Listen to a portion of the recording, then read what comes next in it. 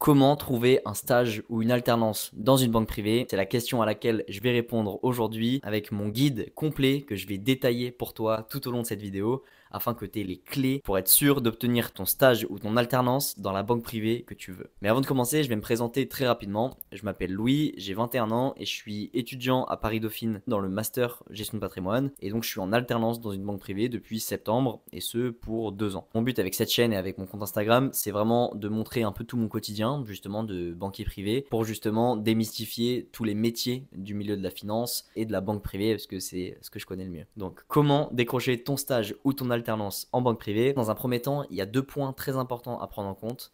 C'est d'où tu viens, donc est-ce que tu es à Paris ou en province, et dans quelle école tu exerces. Donc, si c'est un stage, quelle école tu as fait, et si c'est une alternance, en parallèle de quelle école tu veux faire cette alternance. Donc pour ce qui est de l'école, vous savez, il y a des masters de certaines écoles qui sont beaucoup plus réputées que d'autres, et qui donc te permettront de décrocher des meilleurs stages ou alternances en moyenne que si tu venais d'une école moins bien. Donc pour ça, je te conseille notamment d'aller voir le classement de l'étudiant sur les masters de gestion de patrimoine, même si je trouve que ce classement est un peu faussé, parce que dans le lot, il y a beaucoup de masters spécialisés, qui sont donc effectués après un Master 2, ou alors pour des personnes qui sont en reconversion. Et ce classement mélange ces masters-là, des masters classiques, Master 1, Master 2. Et donc le classement est un peu faussé pour cette raison. Ce qu'il faut retenir, grosso modo, c'est qu'il y a 3-4 diplômes de gestion de patrimoine qui sont réputés en formation initiale. Il y a Dauphine, il y a l'ESCP, il y a Schema, je crois qu'il est pas mal.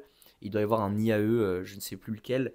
Mais voilà, il y a un IAE aussi que je crois qui est pas trop mal. Donc évidemment, selon l'école de laquelle tu viens ou celle dans laquelle tu étudies actuellement, tu n'auras pas forcément accès au même stage et alternance, même si tu peux quand même optimiser, et on va voir, c'est tout le but de cette vidéo, hein, c'est d'optimiser tes candidatures pour essayer justement de décrocher des stages et alternances que les autres personnes de ta promo n'arrivent pas à avoir. Ensuite, second point important à prendre en compte, comme je l'ai dit, c'est est-ce que tu es à Paris ou non. C'est très important. Pourquoi? Parce que c'est à Paris qu'il y a tous les différents acteurs de la gestion de patrimoine, que ce soit les banques privées retail, mais aussi les banques privées pure player, les family office, etc. Là où en province, tu vas essentiellement trouver des cabinets de gestion de patrimoine qui peuvent se dire un peu family office, mais qui ne le sont pas forcément, et des banques privées retail, donc tout ce qui est BNP, Société Générale, etc., côté gestion de fortune.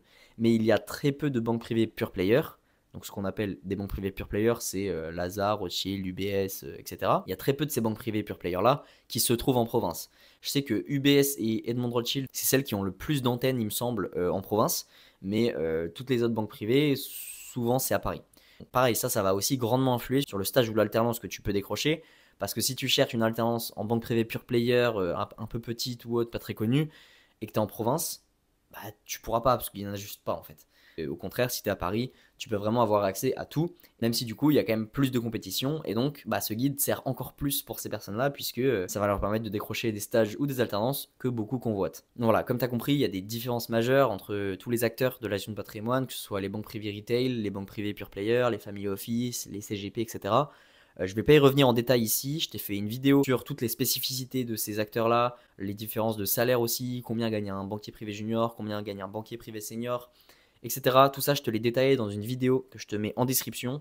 C'est une vidéo de quasiment une demi-heure. Je vais vraiment en détail justement sur tous ces sujets-là, sur la banque privée et la finance même en général. Donc voilà, si ce métier t'intéresse, je te conseille d'aller voir cette vidéo. Là aujourd'hui, je vais vraiment te parler concrètement du plan d'action à adopter pour rechercher un stage ou une alternance dans une banque privée. Bon, déjà, pour décrocher un stage ou une alternance, il faut décrocher un entretien d'abord. Et ensuite, il faut réussir cet entretien. Ça sera un peu nos 2 étapes de ce plan d'action. Première étape, comment décrocher un entretien? Il y a 2 méthodes. La première, c'est la méthode classique, c'est celle de candidater à des offres de stage ou d'alternance qui ont été postées sur différents sites, donc que ce soit LinkedIn, Job Teaser, Welcome to the Jungle ou autre. Donc là, tu pourrais dire c'est classique. Tu candidates, tu mets ton CV, ta lettre de motivation et tu croises les doigts. Oui et non, parce qu'en fait, c'est ce que tout le monde va faire. Donc il faut bien comprendre comment se différencier des autres. Comment tu peux te différencier des autres? Il y a un point fondamental à comprendre, c'est que les banques, par définition, font le même métier. C'est un peu la même chose. Donc que tu ailles exercer ton métier dans une banque ou dans une autre, oui, il y a des petites subtilités, mais à la fin des fins, le métier de banquier privé, c'est grosso modo le même dans toutes les structures. Donc pourquoi aller dans une banque privée plutôt qu'une autre? Pourquoi tu cherches cette banque privée-là? Pourquoi tu candidates à cette banque privée-là plutôt qu'une autre? Et donc pour appuyer ta demande, il va justement falloir que tu justifies ce choix. Et comment justifier ce choix? Il va falloir que tu recherches les spécificités de la banque pour laquelle tu postules. Chaque banque prône des valeurs différentes. Chaque banque a une image de marque différente. Certaines essayent de s'axer sur tout ce qui est RSE, ESG, etc. Avoir des valeurs inclusives et environnementales. D'autres essayent plutôt de s'axer sur le caractère élitiste de leur clientèle. Je vais penser par exemple pour ça à des Edmond Rothschild ou autres. Edmond Rothschild, c'est une banque qui est plus chère que la moyenne des autres banques parce qu'ils jouent justement sur cette image de premium, de qualité. Et donc il y a des personnes qui sont justement intéressées par cette image-là et d'autres qui au contraire sont répulsées par cette image-là et ils vont s'orienter vers d'autres banques. Bref, tout ça pour dire que chaque banque a ses spécificités, a ses valeurs qu'elles essayent de prôner, a son image qu'elles essayent de montrer auprès des clients. Chaque banque essaye de se différencier de par toutes ces choses. Et donc toi, ton but, ça va être justement d'aller récupérer ce qui fait que la banque pour laquelle tu postules se démarque des autres et de l'insérer dans ta lettre de motivation. Donc par exemple, tu vas te rendre sur le site de la banque en question et tu vas récupérer là directement, tu vas voir à chaque fois sur leur site, en première page ou autre, ils prônent leurs valeurs, etc. Donc toi, ton but, ça va être justement de récupérer ces valeurs-là et d'essayer de les inclure discrètement, sans en faire des caisses non plus, mais de montrer que par exemple tu adhères totalement à ces valeurs en essayant de montrer un ou deux exemples dans ta lettre de motivation directement. Donc ça c'est super important déjà pour décrocher un entretien parce que c'est ce qui va un peu titiller le banquier ou le RH qui va lire ta lettre de motivation, mais c'est aussi et surtout très important pour réussir ton entretien et donc ça j'en parlerai plus tard. Donc voilà, ça c'est la première méthode, c'est de candidater à des offres disponibles sur les différents sites. Maintenant, le problème de cette méthode, c'est qu'il y a très peu d'offres sur le marché. Concrètement, il y a au moins la moitié des postes à pourvoir en tant que stagiaire ou alternant qui ne sont pas disponibles au travers d'offres postées sur LinkedIn ou Job Teaser. Qui plus est, la plupart de ces offres-là que tu vas trouver sur des sites comme ça, c'est des offres de banques privées retail. Donc c'est très souvent des offres de la BNP, de la Société Générale, etc. Pourquoi ? Parce que c'est des banques qui sont beaucoup plus grosses, beaucoup plus structurées. Donc c'est les RH directement qui postent ce genre d'annonces. Voilà, c'est segmenté, ils ont un nombre fixe d'alternants et de stagiaires à prendre tous les semestres, etc. C'est pas du tout le même fonctionnement qu'une banque privée pure player. Et donc si c'est ce genre d'acteur-là qui t'intéresse, si tu es intéressé par les banques privées pure player, par les family office, etc., tu trouveras pas ton bonheur sur des sites comme Job Teaser ou Welcome to the Jungle. Et donc c'est pour ça qu'il y a la seconde méthode, qui est pour moi la principale, du fait des raisons que je viens de t'expliquer. Cette méthode, c'est d'aller prospecter directement, d'aller chercher des opportunités et donc d'aller faire des candidatures spontanées. Je l'ai compris, c'est comme ça que 90% des personnes trouvent leur stage ou leur alternance, et encore plus pour ceux qui cherchent un peu des domaines élitistes, donc des banques privées pure player ou des family office. Donc pour cette méthode, ça se passe essentiellement sur LinkedIn, même si tu vas voir, je vais te parler de quelques techniques pour aller un peu plus loin, mais c'est des techniques qui sont pour moi à double tranchant, donc je vais y revenir à la fin de cette vidéo. Donc à ce stade-là, il est important de comprendre que LinkedIn est ton meilleur ami et que ton profil LinkedIn doit être parfait. Il doit être irréprochable. Le LinkedIn, c'est la première chose que la plupart des recruteurs regardent, avant même ton CV ou ta lettre de motivation. En fait, c'est un peu ta carte de visite. On voit ta photo de profil qui doit être professionnelle mais pas trop sérieuse non plus. On doit voir que tu es un mec cool. C'est là aussi où tu vas mettre toutes tes expériences et tes hobbies, donc les choses que tu fais de manière extrascolaire qui sortent un peu du cursus et qui vont pouvoir aguicher un peu et pareil titiller la curiosité du recruteur. Ensuite, gros point important aussi, dans ton titre LinkedIn, donc tu sais, ce qu'il y a juste en dessous de ton prénom et de ton nom, tu dois indiquer clairement que tu recherches une alternance ou un stage, enfin que tu recherches ce que tu recherches quoi. Et de la même manière, dans la description, tu dois faire un petit texte concis mais efficace pour expliquer ta situation en 2-3 lignes et expliquer ce que tu cherches pareil en 2-3 lignes. Donc ça va aussi permettre à des entreprises ou des banques qui cherchent des profils comme le tien pour un stage ou une alternance, ça va leur permettre de tomber directement sur ton profil en fait. Et donc à partir de là, ce que tu vas faire, c'est que tu vas chercher des juniors de la banque par laquelle tu es intéressé et tu vas essayer de trouver des juniors qui ont potentiellement des connexions avec toi, des liens, des hobbies similaires. Tu vas essayer de trouver des juniors avec qui tu partages un certain nombre de choses. Donc ça peut être une connexion, donc un pote à toi est ami avec lui sur LinkedIn. Ça peut être le fait que vous ayez fait les mêmes études, donc dans la même université ou dans la même école.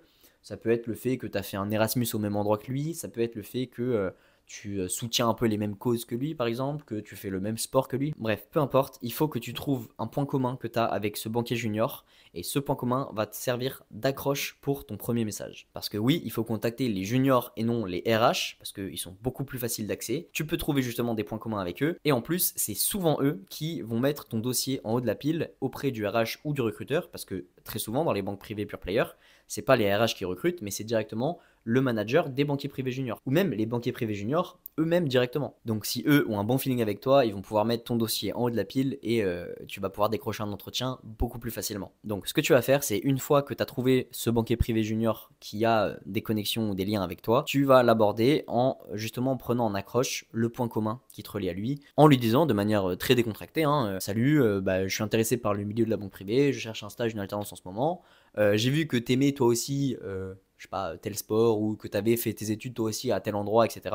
Donc je me permets de te contacter juste pour prendre un peu des informations sur la structure dans laquelle tu bosses. Est-ce que t'aimes bien? Est-ce que les gens sont cool? Est-ce que l'équipe est jeune? Enfin voilà. Une question un peu ouverte, sans demander directement est-ce que c'est possible de t'envoyer mon CV? Non, c'est pas ça le but. Le but c'est que tu les contactes de manière fluide, que tu les contactes juste en tant que pote, en tant que personne qui juste a trouvé un lien d'intérêt avec cette personne-là. Qui plus est, cette personne-là bosse dans une boîte qui t'intéresse. Donc tout bonnement, tout simplement, tu vas juste lui demander est-ce qu'elle kiffe son taf, qu'est-ce qu'elle fait, etc. Très souvent, les juniors vont répondre à ce genre de message parce qu'ils étaient dans le même cas que toi il y a 2 ou 3 ans maximum. Et par la suite, tu vas pouvoir essayer de demander à ce qu'ils poussent peut-être ton CV ou juste, tu sais, demander s'ils cherchent justement des stagiaires ou des alternants. Parce que le banquier junior, lui, va être au courant directement de ce que son manager recherche. Et comme cette structure-là n'a pas posté d'offre, rappelle-toi, hein, ça c'est des candidatures spontanées. Donc comme cette banque-là n'a pas posté d'offre, bah, il faut d'abord que tu saches s'ils en cherchent. Parce qu'il n'y a pas toutes les banques qui en cherchent, même si les 3 quarts, c'est le cas. Donc tout ça, c'est pour maximiser tes chances de choper un entretien. Donc que ce soit pour les offres déjà publiées, tu vas essayer de candidater de manière différente en incluant des synergies que tu vois avec la banque pour laquelle tu postules, des valeurs que tu partages en le mettant dans ta lettre de motivation, mais aussi de par des candidatures spontanées en contactant directement des banquiers juniors sur LinkedIn qui vont essayer de mettre ton CV par la suite en haut de la pile. Et de la même manière, ce CV et cette lettre de motivation qu'ils vont mettre en haut de la pile, il faut qu'elle soit personnalisée, donc il faut que tu inclues aussi dedans les valeurs de l'entreprise, etc. Comme pour des offres normales en fait. Donc ça y est, maintenant tu as eu ton entretien, mais il faut que tu le réussisses, parce que c'est là que tout va se jouer. Donc je vais pas faire une formation générale sur comment réussir un entretien d'embauche, c'est un peu la base et c'est pas le but de ma chaîne. Il faut quand même que tu saches te présenter de manière originale, donc de manière thématique et non chronologique, que tu saches être précis et concis dans ce que tu dis, etc., etc. Tout ça, il y a plein de vidéos sur YouTube qui traînent. C'est pas mon but. Moi ici, je vais vraiment te parler des points d'attention spécifiques aux entretiens en banque privée. Donc, ce qu'il faut savoir, c'est que les recruteurs vont regarder principalement 2 choses. La première, c'est à quel point tu vas être à l'aise à l'oral, à quel point tu as confiance en toi, à quel point tu peux parler de manière fluide à des personnes que tu ne connais pas. Parce que le gros du métier, c'est quand même la relation client. Donc, tu vas être amené à parler à des prospects, à des clients, qui plus est parfois très fortunés, qui plus est parfois très imposants de par leur stature. Donc il faut que tu montres que tu es à l'aise à l'oral, que tu t'es pas stressé à l'idée de parler à des gens que tu connais pas, à des clients ou autres. Et deuxième point très important, évidemment, ils vont tester tes connaissances financières et fiscales. Donc pour les connaissances fiscales, il faut que tu saches un peu les bases des bases du métier, tout ce qui est démembrement de propriété, les différents droits afférents au titre de propriété, aussi quelques règles sur l'assurance vie, sur les PEA, etc. Des trucs assez basiques. Souvent, ils vont pas aller trop dans le détail sur le fiscal parce que justement, en tant que banquier privé, tu es assisté par des ingénieurs patrimoniaux dans ta structure qui vont t'aider en interne et t'épauler sur les différents sujets d'ordre matrimoniaux, patrimoniaux et fiscaux. Donc, ils vont pas trop te tester sur les connaissances, mais il faut quand même être prêt et avoir des connaissances vraiment basiques. Donc, je te dis, sur tout ce qui est assurance vie, les contrats de mariage classiques, une succession, comment ça se passe un peu, le démembrement de propriété. Enfin, voilà, des choses vraiment basiques qu'on voit quotidiennement en fait. Par contre, pour ce qui est des connaissances financières, ils vont être en général un peu plus sharp, un peu plus précis et pointus. Parce que c'est quand même le gros du gros de la gestion financière, surtout dans les banques privées assez élevées. Tout ce qui est ordre fiscal, etc., c'est vraiment pas toi qui vas le gérer. Toi, tu vas vraiment aiguiller la personne sur ses placements financiers à effectuer.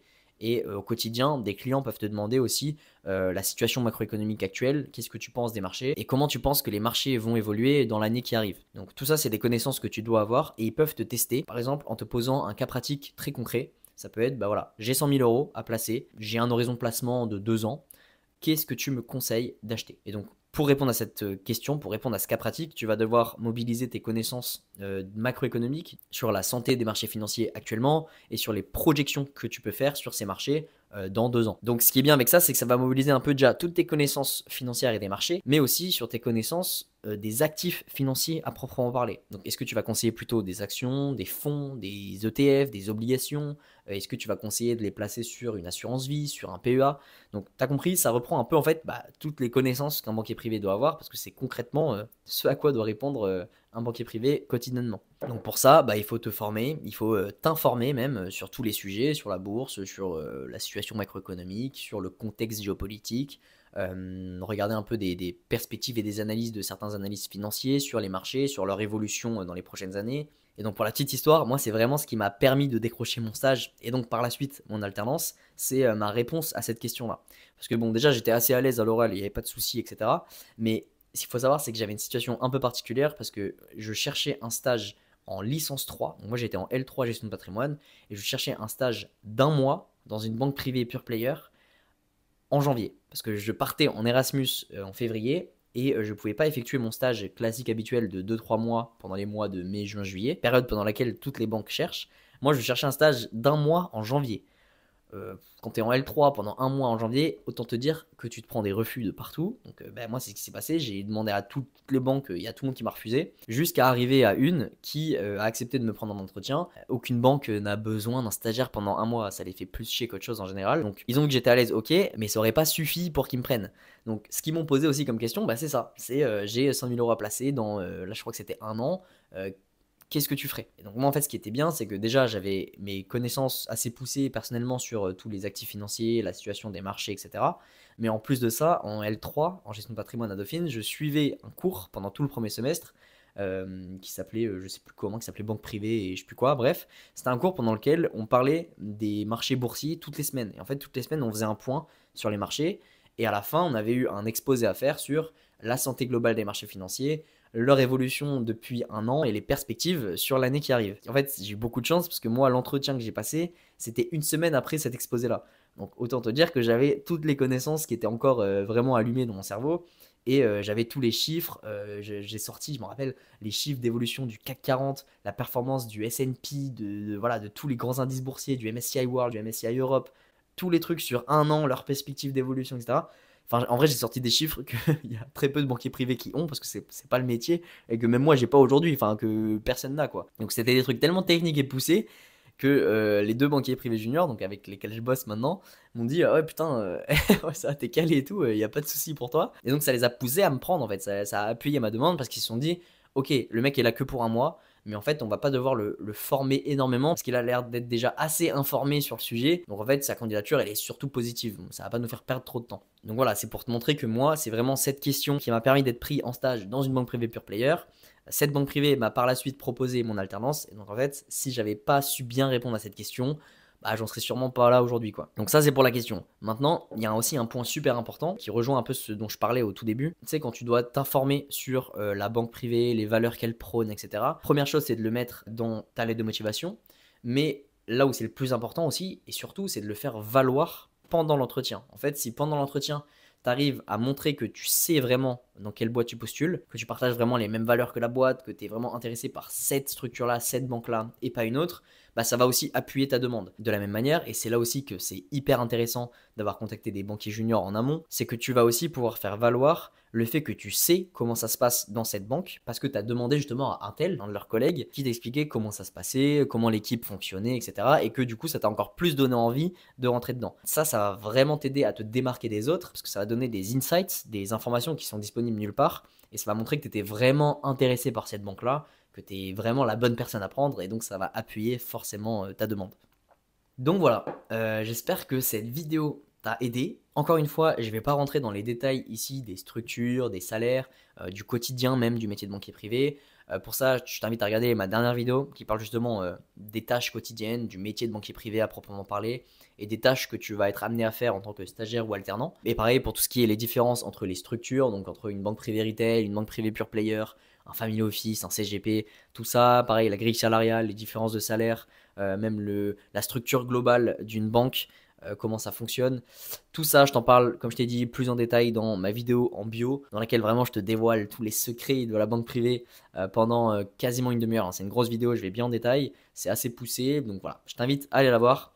Et ensuite, si tu as des questions un peu plus précises, je t'invite à aller directement sur mon Instagram et m'envoyer un MP. J'ai pas mal de questions en ce moment, mais j'essaie de répondre vraiment à tout le monde. Quand c'est des questions assez précises auxquelles j'ai pas déjà répondu au travers de vidéos ou de réels Instagram, je prends le temps d'y répondre. Sinon, si c'est quelles études j'ai fait ou quelle différence entre la banque privée et le wealth management, tout ça, c'est des questions auxquelles j'ai déjà répondu dans des vidéos. Donc voilà, tout ça pour dire que je t'invite à aller voir tout mon contenu que j'ai posté sur Insta, sur YouTube et cette vidéo justement dans ma bio.